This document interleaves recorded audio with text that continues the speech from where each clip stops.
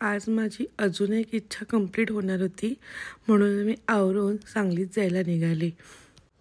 गाडी थोडी खराबच झाली होती, पण जाऊ दे म्हटलं, आज सुट्टीचा वार होता. अशीच निघाले. जवळजवळ 1 तास प्रवास करून मी सांगलीमध्ये पोचले. सांगलीमध्ये माझे जी काम होतं ते PNGमध्ये होतं आणि PNG हे खूप लांब होतं मार्केटपासून. पण फायनली मी PNGमध्ये पोचले.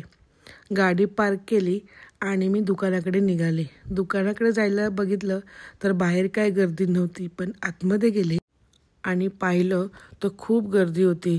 सोन्यानं जरी उच्चांक गाठला होता तरी माणसांची खरेदी करायची ताकद काही संपत नव्हती.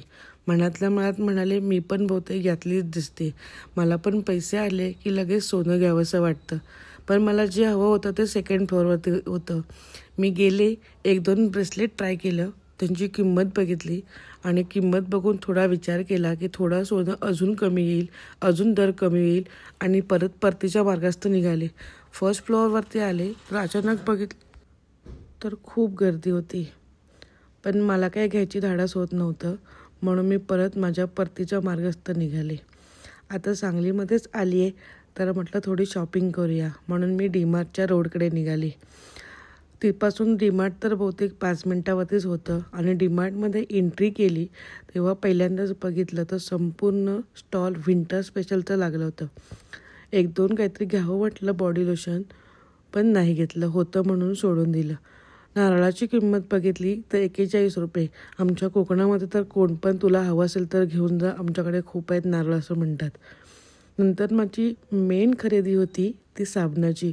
साबण, कम्फर्ट, डिटर्जंट या सगळ्या गोष्टी मी DMartमधून खरेदी करते.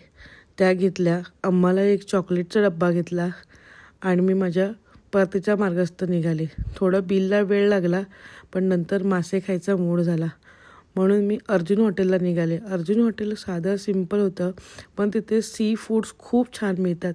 माझं अर्जुन हॉटेलला जायची ही 2nd वेळ होती, पण मी एकटी असल्या कारणानं हळूहळू गाडी घेत अर्जुन हॉटेलपर्यंत पोचले. अर्जुन हॉटेलमध्ये खूप गर्दी कमी होती, पण तिथे जेवण चांगलं मिळतं. जेवणाचा टाईम होऊन गेला होता म्हणून मी बहुतेक एकटीच होते. नंतर तिथे बांगडा आणि सुरमई थाळी ट्राय केली. तिथलं कोलीम मला खूप आवडतं. 1 सोडून 2 वेळा मागितलं आणि खाल्लं आणि घरी आले. घरी येऊन बघितलं तर शालू मात्र झाडं बघत होता.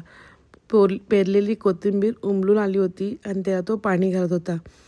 तर मी माझा हा दिवस पूर्ण एन्जॉय केला. माझे व्हिडिओ आवडत असतील तर लाईक करा, शेअर करा, कमेंट करा. नेक्स्ट भेटू 2nd व्लॉगमध्ये. Bye bye.